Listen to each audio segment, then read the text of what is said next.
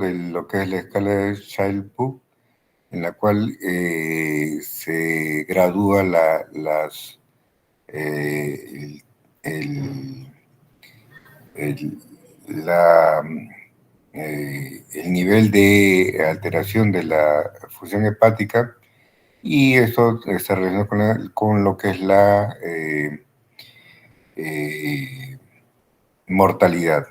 Pero como ustedes ven, dentro de estos criterios clínicos está la encefalopatía hepática como el que nos da el puntaje. En el 1 tiene un puntaje de 1 si está ausente, grado 2, 1 y 2 de encefalopatía hepática, si es que sería 2 puntos, y 3 puntos si es que está en en grado 3 o 4. Entonces, tenemos que saber valorar eh, si existe o no encefalopatía hepática y en qué grado está.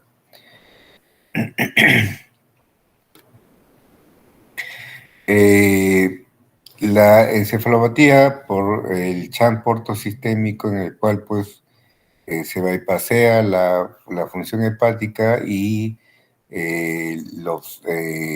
principalmente el ion amonio, que en buena parte también está siendo producido por el microbioma intestinal, lleva a que se acumule esto en sangre y se produzcan falsos neurotransmisores. Eh, Esto lleva a que, por ejemplo, este es el ion amonio que se está acumulando. También eso altera la función intestinal y también la función cerebral, que es lo que nos interesa. Aquí tenemos, por ejemplo, ¿no? El microbioma intestinal o microbiota intestinal lleva a que se produzca iones amonio que normalmente el hígado lo metaboliza. Pero si esto no sucede, entonces se produce una acumulación de este ion amonio. Si esto de acá funciona el hígado, esto entra al ciclo de la urea, y la urea, como ustedes saben, es eliminada por vía renal. Si esto no funciona, nuevamente repito, se acumula el ion amonio y este ion amonio altera la función cerebral. Yeah. El ion amonio con el glutamato a través de la glutamina sintetasa, aumenta la glutamina a nivel de los astrocitos y aumenta el lactato, produciendo un ambiente ácido alrededor de las neuronas, lo que lleva a una función anómala. Eh, la, Se forman falsos neurotransmisores, el aumento de la glucólisis, y eso altera la función neuronal. Para el lado izquierdo está la alteración de las neuronas, pero también, como vemos en el lado derecho, hay alteración de los astrocitos.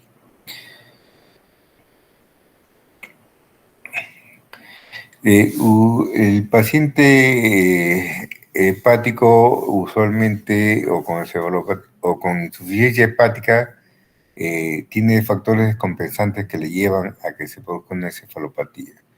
Infecciones, alteraciones electrolíticas, medicamentos, la hemorragia digestiva, que aumenta la carga de compuestos nitrogenados a nivel del intestino, el estreñimiento, que aumenta la producción de amonio del microbiota intestinal, la alcalosis metabólica, la hipotensión, azoemia y una descompensación aguda. Y estos son los estadios. El estadio 0, yeah, o subclínico, en la cual aparentemente no existe ninguna manifestación de encefalopatía, pero puede haber cambios sutiles, muy leves, que hay que tener una alta sospecha para poderlos encontrar. Después viene el estadio 1, 2 y 3. El 3 es el que tiene, es paciente que está en coma, ¿no? A partir del estadio 1 puede haber asterisis, pero que se hace patente en el estadio 2 y se hace mucho más intenso en el estadio 3.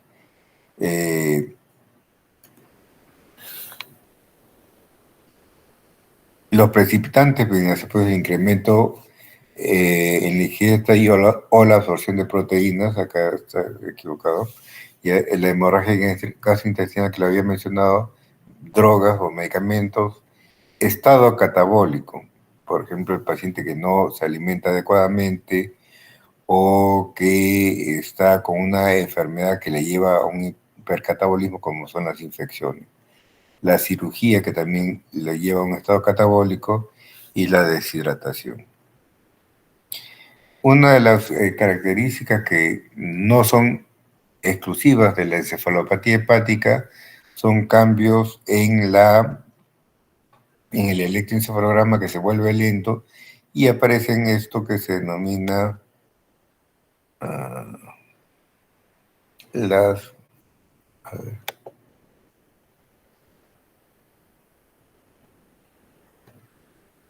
Esto que se denomina las ondas trifásicas. Eh, Negativa, positiva y nuevamente negativa. Son las ondas trifásicas que se observan no solamente en la encefalopatía hepática, también se observa, se puede ver en la encefalopatía urémica, se puede ver en pacientes con la enfermedad de Creutzfeldt-Jakob, que es una enfermedad por priones. Ya, entonces, si bien se describe más en la encefalopatía hepática, las ondas trifásicas no son exclusivas de esta condición. Esto lo vamos a pasar. Vamos a la encefalopatía hipóxico-isquémica. Ya, la encefalopatía hipóxico-isquémica puede ser principalmente por falla hemodinámica o que fue lo primero que apareció dentro de la del problema hipóxico-isquémico o por falla hipóxica, que es una falla respiratoria. Una falla hemodinámica, por ejemplo, el infarto miocárdico que disminuye el volumen de eyección y por lo tanto ya no hay un volumen circulante adecuado. Las arritmias ventriculares que llevan a que también la contracción ventricular no sea funcional. El shock hipovolémico por sangrado, por ejemplo, el shock séptico o el traumático. Y como falla respiratoria que lleva principalmente a hipoxia, lleva principalmente a isquemia, esta lleva principalmente o inicialmente a hipoxia, es la asfixia. Por ejemplo, ahora que han salido estas noticias tan desagradables, tan terribles de personas que fallecen en las lanchas, ahí es una asfixia por inmersión. Intoxicación por monóxido de carbono, la falla ventilatoria central o periférica, por ejemplo, en el síndrome de Guillain-Barré puede haber una falla de tipo periférica y en alteraciones del tronco encefálico una falla ventilatoria central. Y anestesia, usualmente cuando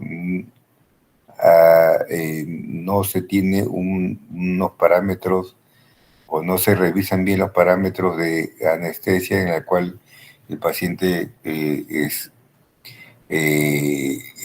llega a un nivel de presión del sistema nervioso que le lleva a una falla respiratoria. ¿Cuáles son las condiciones asociadas más frecuentes?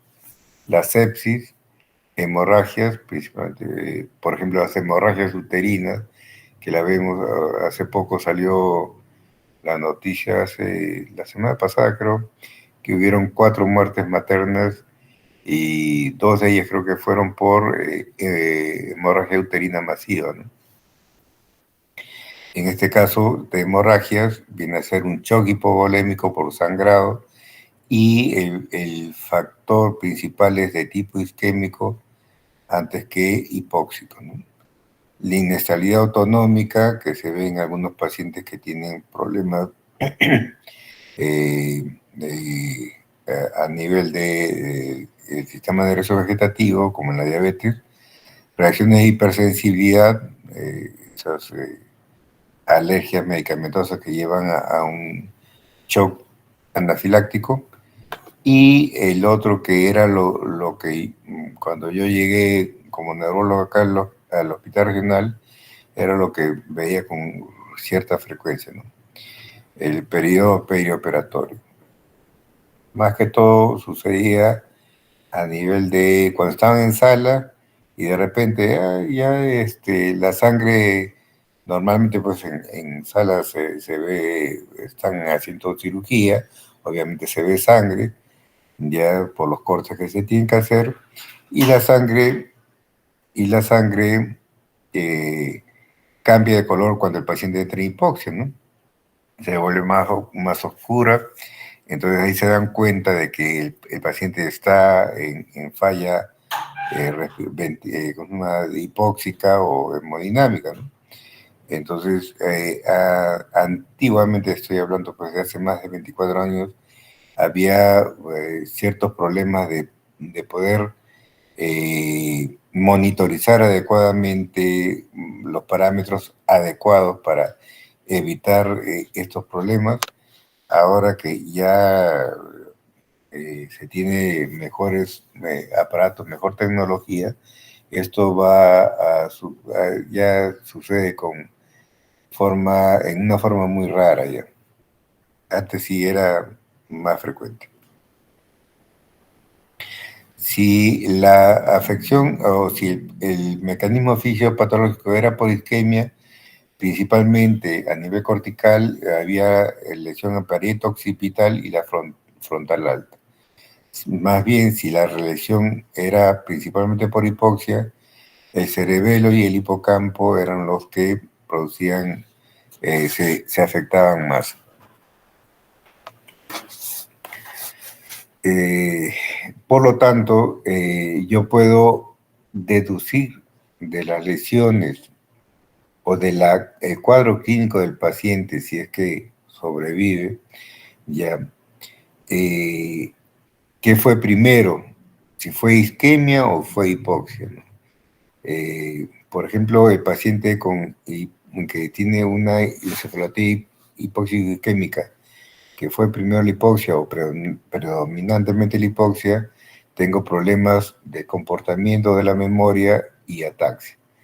Mientras que si fue por isquemia, usualmente tengo problemas de tipo de comportamiento, principalmente se vuelven muy pasivos, apáticos, ¿ya? Y en el parieto occipital puede haber trastornos de tipo de orientación visoespacial.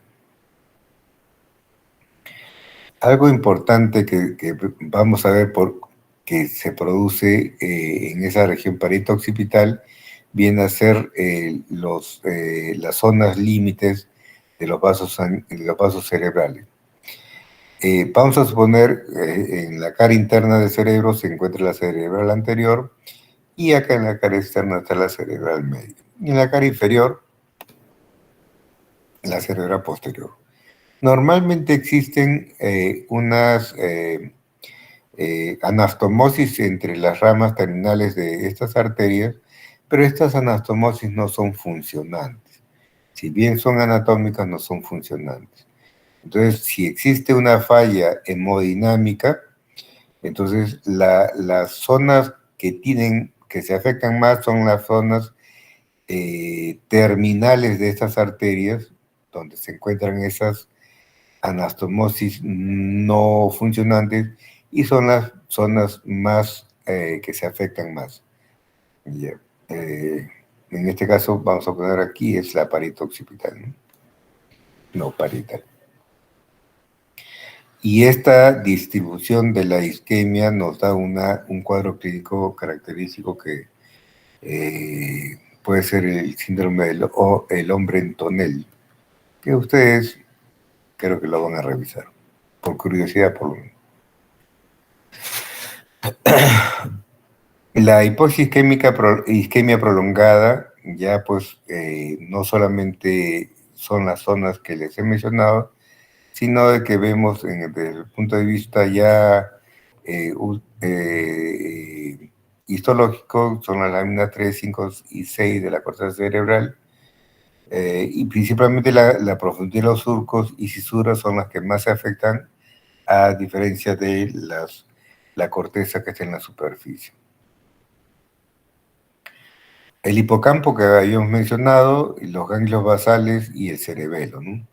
Ya acá tenemos el hipocampo, que está afectado principalmente por la hipoxia, los ganglios basales, que se encuentran a este nivel del putamen, o núcleo lentiforme, y el cerebelo, ¿no? Son los que se afectan principalmente por lo que es hipoxia.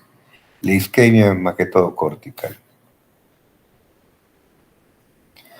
Eh, Tenemos también el tálamo, los cuerpos mamilares y el cerebelo. Dependiendo de el tiempo en el cual hubo la hipoxia o la isquemia, es lo que podemos encontrar en el cuadro clínico del paciente. En la hipoxia breve, menos de 3 a 5 minutos, la recuperación es bastante rápida, recupera la conciencia en forma más rápida, que puede haber con amnesia anterior que puede ser reversible.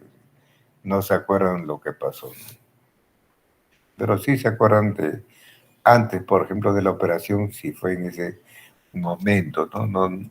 Lo único que se acuerdan es que iban atrás a la operación y ya no se acuerdan más, ¿no? Pero sí se acuerdan del resto, ¿no? En la hipoxia intermedia puede haber una encefalopatía metabólica que puede ser reversible. Ya. Usualmente el paciente permanece en coma en menos de 2 horas y comienza a despertar.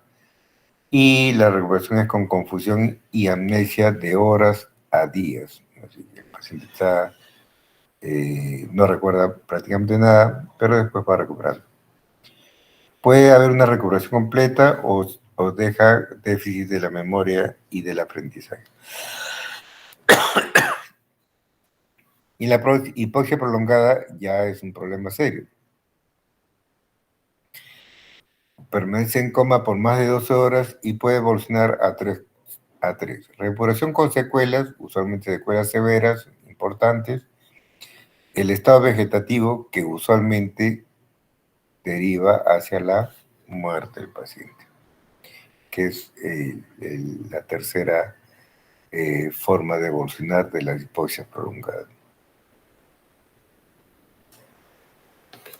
¿Cuáles son las secuelas? Ceguera cortical, la parálisis bibraquial, que es el síndrome del hombre en tonel,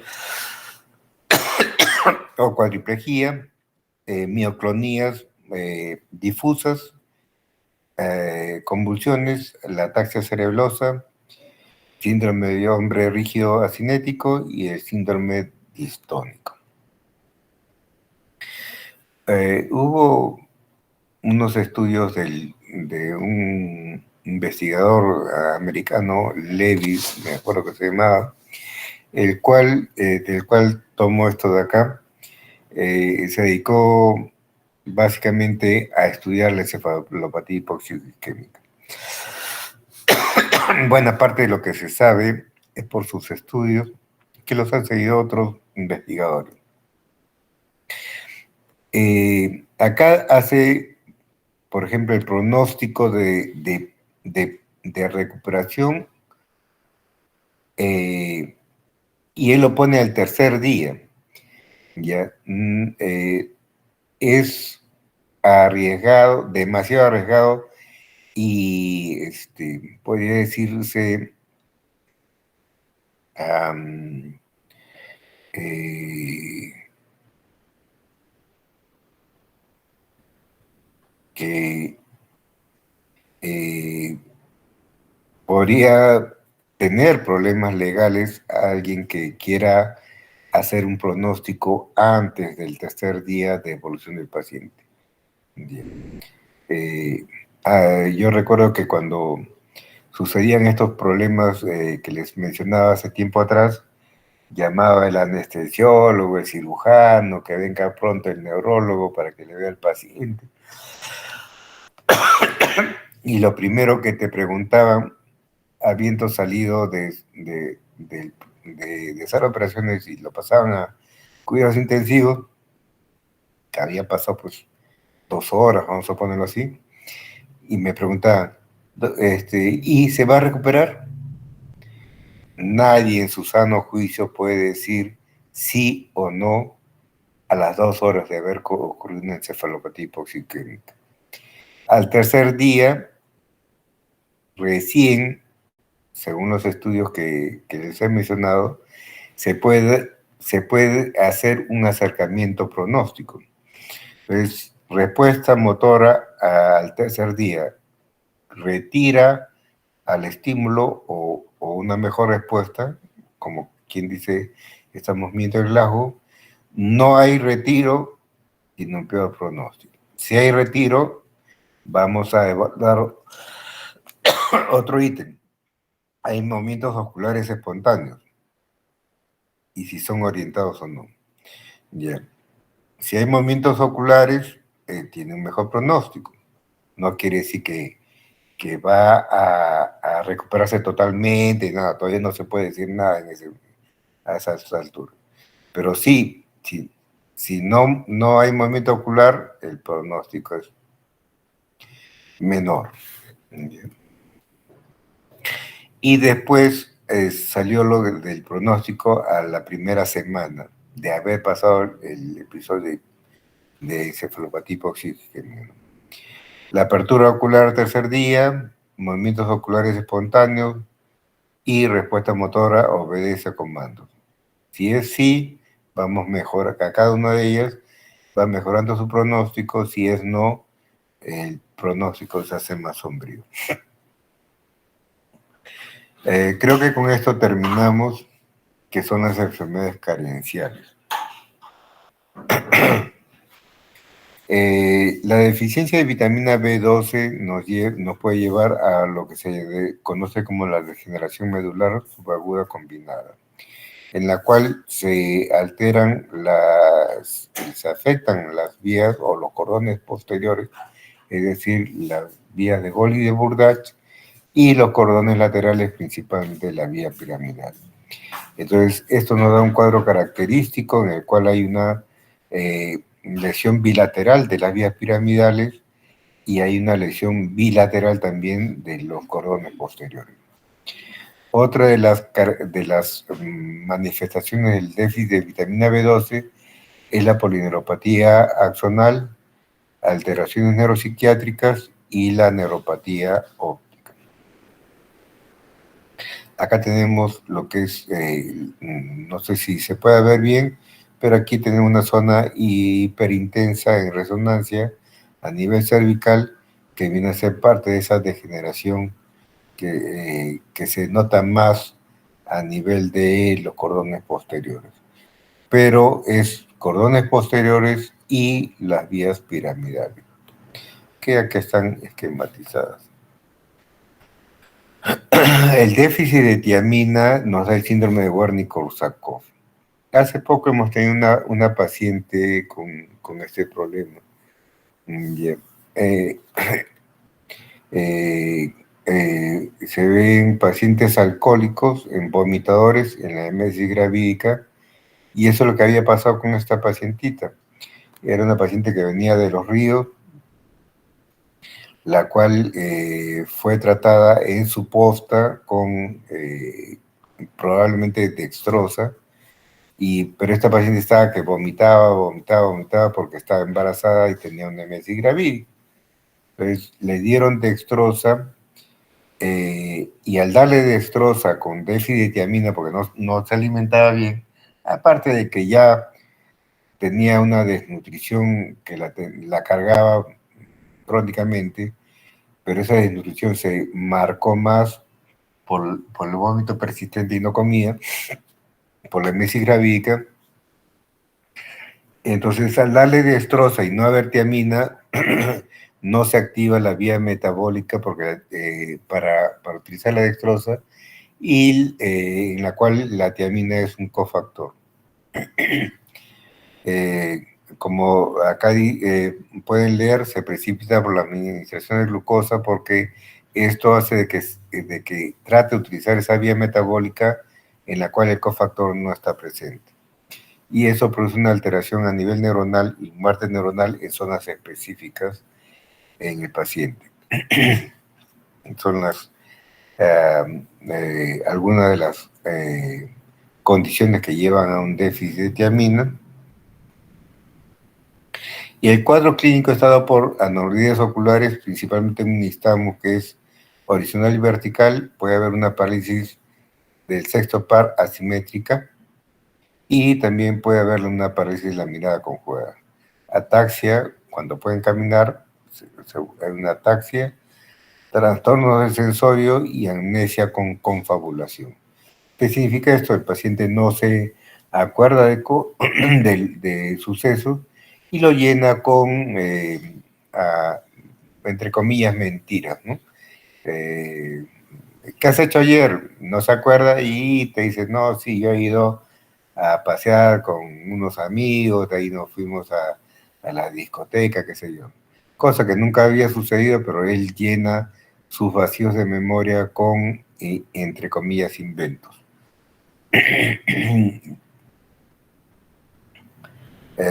Estas son las características de las manifestaciones de la encefalopatía de Wernicke, ¿ya? Y la localización de las lesiones relacionadas con esa sintomatología. No voy a leerles todas, pero las anomalías oculares, mesencéfalo, obviamente, que es parte de la protuberancia alta, el deterioro de la conciencia tálamo y de tubérculos mamilares, que es importante, la ataxia, el vermis cerebeloso y parte de los núcleos vestibulares, etc. Acá tenemos un ejemplar de anatomía patológica donde se ven una necrosis de los tubérculos mamilares que se ve como lesión en el síndrome de Wernicke-Korsakoff.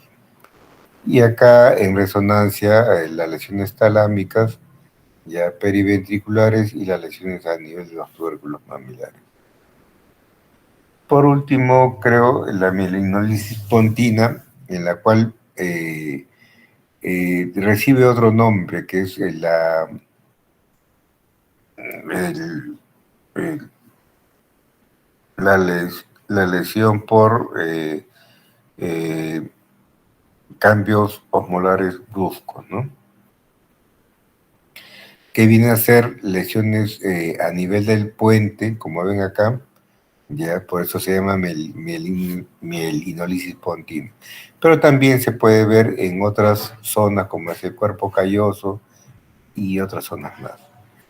Este es un esquema que lo saqué de Villamedic, ¿ya? En el cual hay un daño de la vaina de mielina en el sistema nervioso central, que es por cambios rápidos o repentinos de la osmolaridad sérica. Entre comillas, se deshidrata la mielina y lo que lleva es una lesión difusa en zonas específicas del sistema nervioso central. Una de ellas es la pontina, que es la mielinolisis pontina, y las extrapontines, que son cerebelo, tálamo, putamen, sustancia cortical y subcortical, cuerpo calloso, por ejemplo. Puede ser iatrogénica, que es casi lo más frecuente que vemos, que es la corrección rápida de una hiponatremia crónica o una hiponatremia severa. Y el otro es la corrección de la presencia de una hiponatremia severa aguda.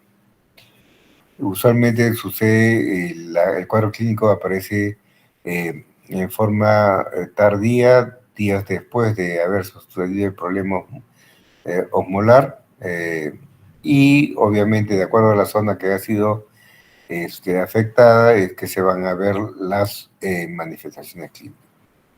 El diagnóstico lo hemos visto por resonancia magnética, ¿ya?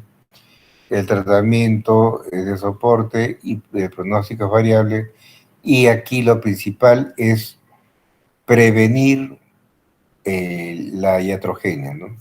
Y tenemos un paciente con, lo que yo más he visto es pacientes que tienen una hiponatremia severa y que le quieren corregir el sodio y le corrigen muy bruscamente, lo que lleva a un cambio brusco de la osmolaridad sérica y el daño de la mielina consecuentemente. Muy bien, eso sería